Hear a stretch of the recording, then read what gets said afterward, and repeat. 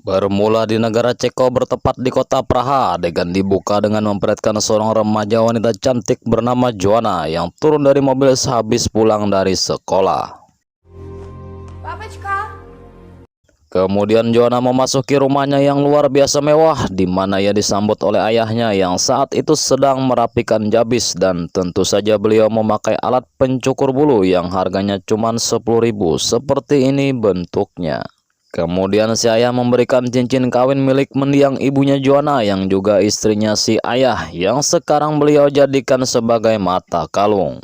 Setelah memakaikannya ke leher Joanna, si ayah juga menyuruh Joanna untuk segera memakai sebuah gaun karena pamannya Joanna sudah tiba di sana untuk menjemput dirinya.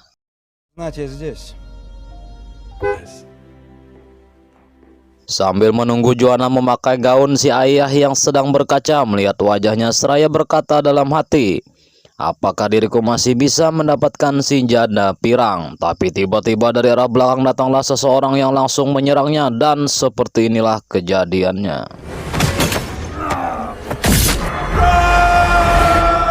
Joanna yang melihat itu pun berteriak ketakutan. Kemudian si ayah segera menyuruh Joanna untuk menjauh. Joanna pun berlari walaupun sempat terkena tembakan di bawah bahu lengan tangan kanannya. Sedangkan si ayah berhasil dibunuh, yang kemudian si pelaku tersebut mengambil jari milik si ayah. Joanna berhasil keluar yang langsung ditolong oleh pamannya yang terkejut akan kejadian ini.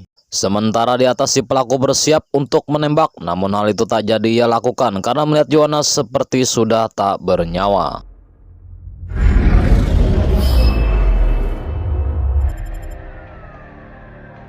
7 tahun kemudian, di kota Ljubljana, negara Slovenia, adegan berlanjut dengan memperlihatkan sang tokoh utama bernama Morgan Gaines yang berprofesi sebagai seorang pembunuh upahan atau bayaran. Selesai mempersiapkan senjatanya, Morgan yang mendapatkan misi untuk membunuh seorang penjahat bernama Luka Lesek dengan dibantu oleh mentornya bernama Caldwell. Morgan pun segera bersiap untuk membidik si target.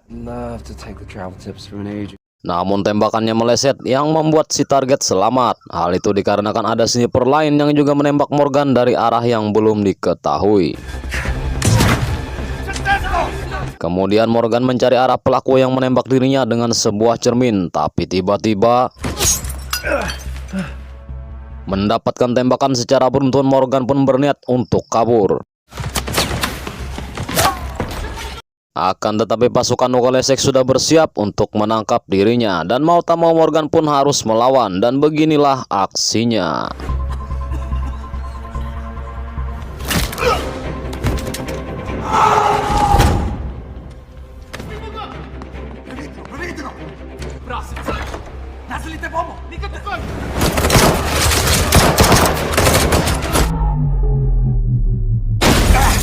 Morgan yang menjadikan salah satu anak buah Luka Lesek sebagai tameng berhasil kabur dengan cara menjatuhkan diri dari ketinggian bangunan yang tepat mendarat di atas mobil yang tengah terparkir. Morgan pun segera menghidupi mobil tersebut untuk dirinya bisa kabur lebih jauh.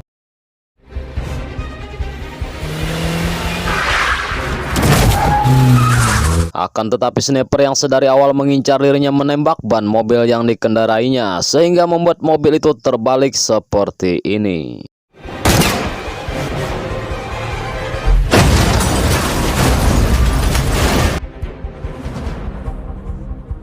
Luka Lesek dan anak buahnya yang mengejar Morgan segera mendatangi mobil tersebut, namun mereka tak menemukan Morgan di dalamnya. Dan tiba-tiba si sniper langsung menembak Luka Lesek yang membuatnya tewas saat itu juga. Sedangkan untuk Morgan, ia berhasil selamat dari kejadian maut tersebut karena ia bersembunyi di salah satu bawah ruang bangunan. Sampailah Morgan di kamar ia menginap sembari mengeluarkan peluru yang berada di perutnya. Morgan kembali mendapatkan telepon dari Caldwell yang mengatakan jika Morgan akan mendapatkan 6 kontrak untuk melakukan pembunuhan. Tak selang berapa lama Morgan kembali mendapatkan telepon dari kekasihnya bernama Sophie. Oh sorry, connection's bad. Good. Love you. Adegan berpindah ke kota Paris, negara Prancis, di mana kita akan diperkenalkan pada seorang agen bernama Pos yang mendapatkan laporan tentang penyerangan yang mengakibatkannya tewasnya Luka Lesek. Setelah memberikan arahan kepada anak buahnya, agen Pos memerintahkan untuk segera mencari pelakunya. Cerita berlanjut ketika pada malam yang tenang, Morgan dan Sophie berjalan-jalan di sebuah taman kota. Namun ketenangan itu mendadak menjadi ketegangan karena tiba-tiba seseorang menyerang Morgan dari belakang.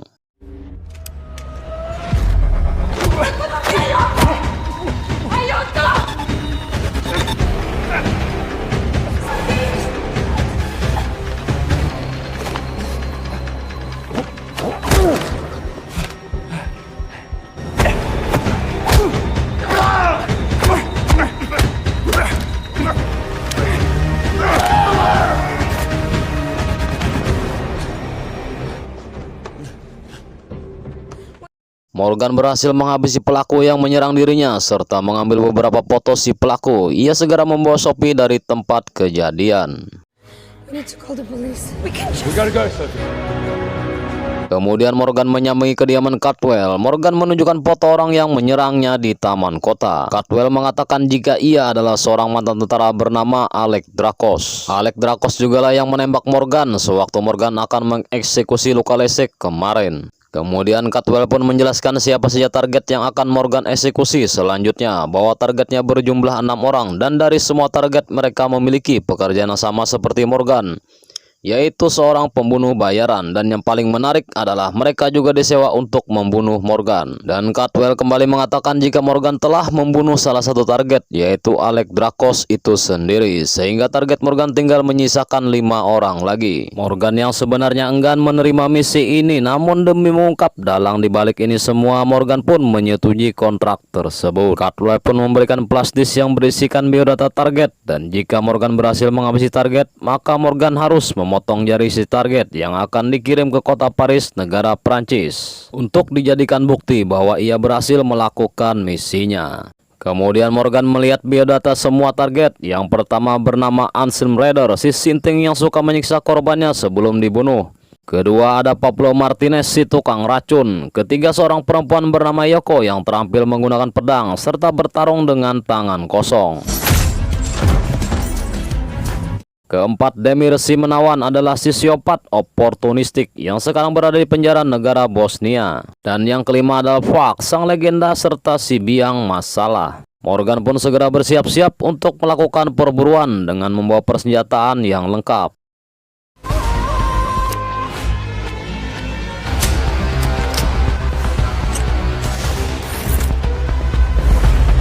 Beralih ke dalam penjara di Bosnia, nampak seorang wanita yang sekilas mirip agen pos dan ditemani 2 orang sipir yang sedang bertugas, di mana mereka mendatangi sebuah sel yang ternyata di dalamnya ada si Demir, si pembunuh sosiopat.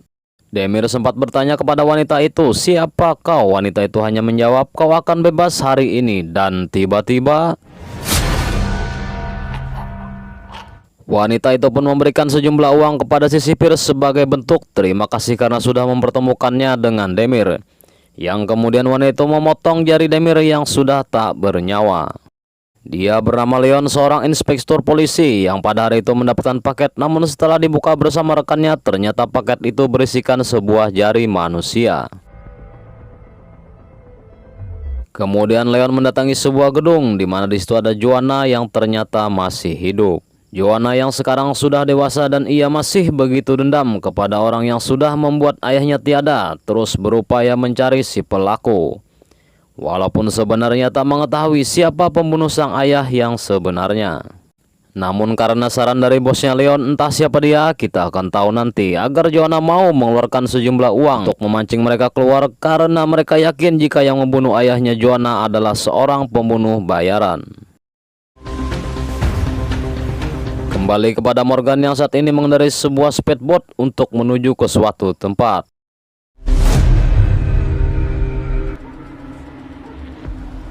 Sementara itu Leon yang ingin makan bakso di Gajah Mungkur, dan saat mematikan mesin mobilnya tiba-tiba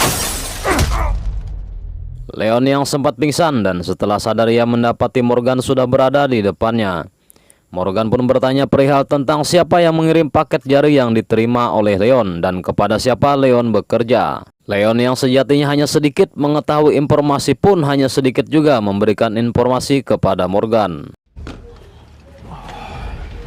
Kemudian Morgan mencari tahu lebih detail informasi yang diberikan oleh Leon dengan cara searching di Google. Saat itulah ia menerima telepon dari nomor yang tak dikenal. Ternyata yang menelpon Morgan adalah si wanita yang telah membunuh Demir. Dia adalah Falk, dan tujuan Falk menghubungi Morgan adalah untuk mengajak Morgan mencari tahu siapa dalang yang telah menyewa mereka. Setelah pembicaraan yang cukup panjang, Falk memberikan lokasi Pablo Martinez, si tukang racun, kepada Morgan.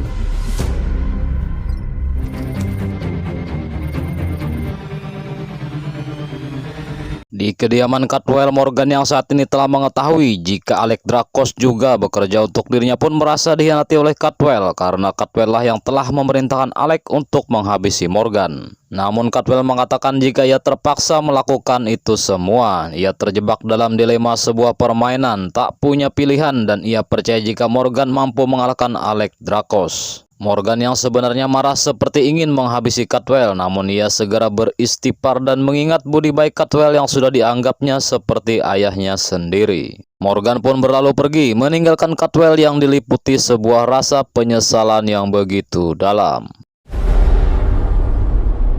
Adegan berlanjut dengan Morgan yang memacu cepat mobilnya, namun tiba-tiba ia kembali mendapatkan telepon dari si Park. Dan terungkaplah bahwa agen pos dan Park adalah orang yang sama. Morgan yang belum mengetahui jika agen pos adalah Park pun menanyakan kepada si Dean atau beliau tentang uang kontrak yang diterimanya. Setelah menerima penjelasan dari Park, Morgan pun menginjak pedal gas mobilnya agar ia cepat sampai di kediaman Pablo Martinez.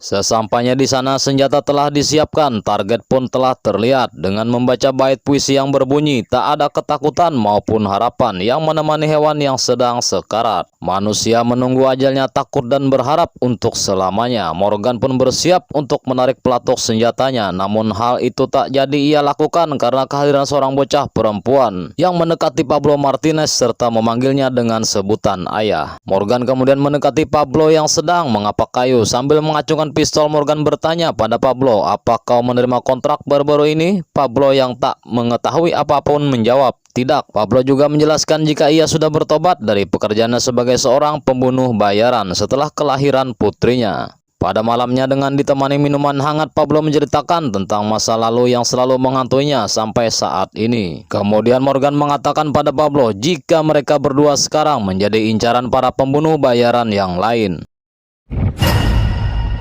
Yuko is and she has perhaps some lingering. Dan benar saja, seseorang pembunuh bayaran bernama Yuko, sang ahli pedang, ujarnya, mendatangi kediaman Pablo, dan beginilah kejadiannya.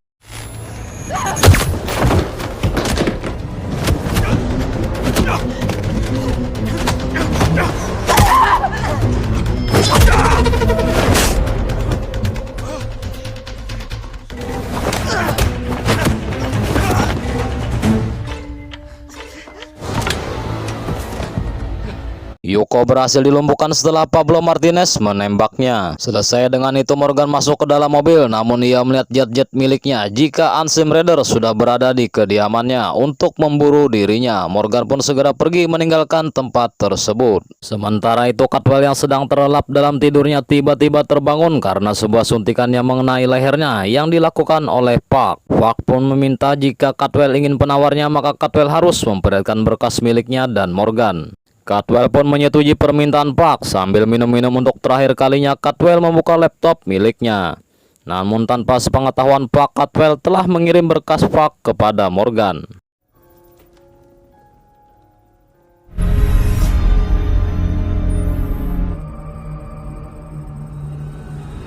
Kemudian Caldwell menyerahkan laptop miliknya kepada Park. Ia segera menghapus berkas data miliknya dan melihat data berkas milik Morgan yang memiliki seorang kekasih. Caldwell sempat melakukan perlawanan, namun pada akhirnya ia harus tewas.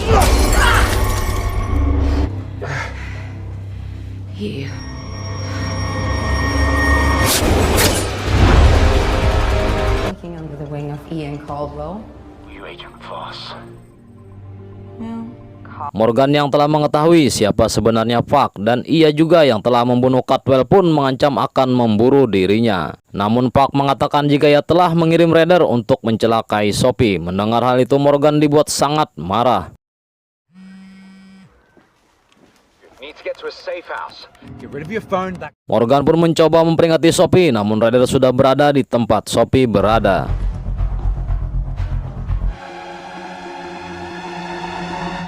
Sempat terjadi permainan ajak tukuk, Ryder memutuskan untuk pergi. Setelah para polisi berdatangan, Sophie pun akhirnya selamat. Singkat kisah dan cerita, Morgan mendatangi kediaman Ryder, serta tanpa perlawanan yang berarti Morgan berhasil mengirim Ryder ke alam baka. I bet if I dig deep enough, I can find. Tak selang berapa lama, tim polisi yang dipimpin agen pos atau PAK berdatangan ke tempat tersebut untuk menangkap Morgan.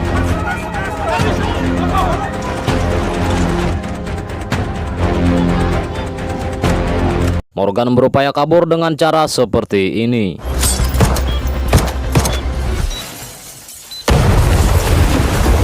Walaupun sempat terluka karena kena pecahan kaca, Morgan berhasil mengambil sebuah unit mobil ambulans sehingga ia langsung meninggalkan tempat kejadian.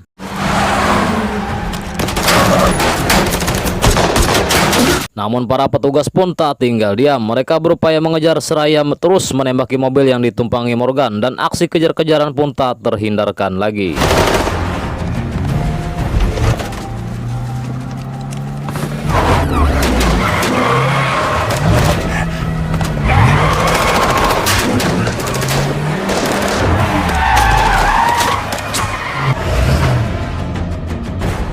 Tibalah di sebuah jembatan di mana tak ada harapan untuk Morgan bisa kabur, akan tetapi ia melakukan hal yang di luar dugaan dan seperti inilah aksinya.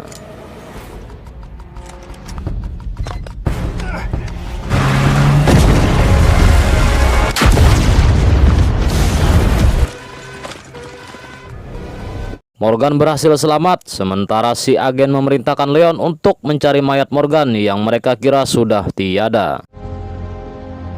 Kemudian Leon yang satu sedang menelpon seseorang dalam mobil dikejutkan oleh kedatangan Morgan yang menjelaskan jika pos adalah Park. Ia juga meminta bantuan pada Leon untuk mempertemukannya dengan Park. Sorry to call you late. We found this. Tanpa menunggu waktu bulan haji yang akan datang, Morgan dan Park pun akhirnya bertemu sehingga pertarungan pun tak terhindarkan lagi.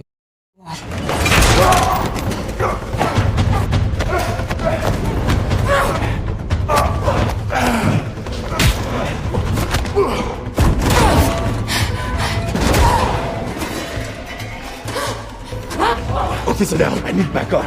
Request some backup.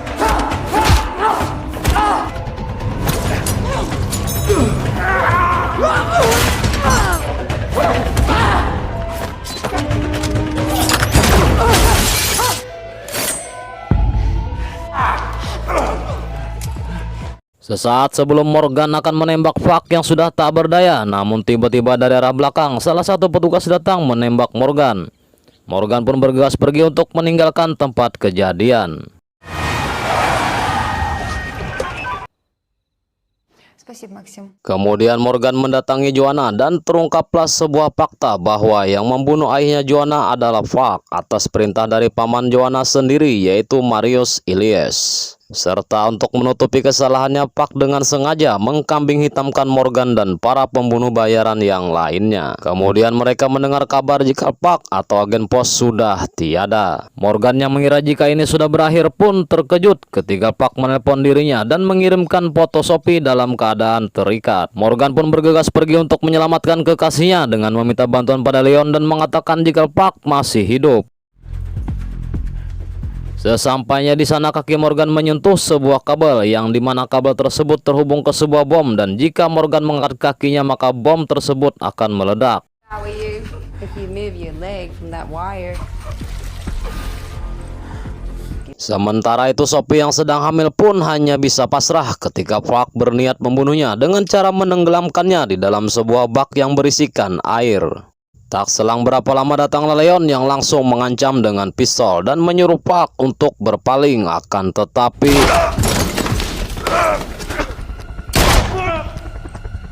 Park pun pergi setelah menembak Leon sebanyak 2 kali.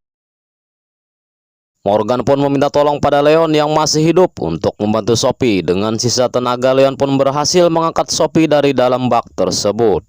Timer bom pun berakhir sehingga Morgan bisa mengangkat kakinya. Ia segera mendekati Sophie dan memberikan napas buatan yang membuat Sophie selamat dari maut.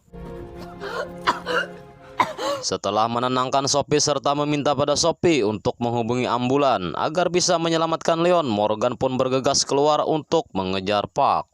Park yang berjalan dengan begitu santai terkejut ketika Morgan meneriaki dirinya, dan inilah yang terjadi selanjutnya.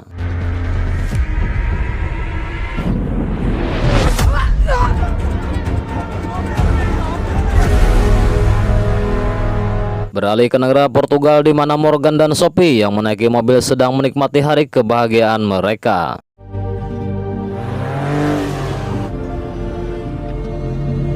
Dan adegan pun ditutup dengan memperlihatkan Park yang saat ini berada di rumah sakit, akan tetapi ia membuka kedua bola matanya. Tamat akhir yang sangat menanggungkan.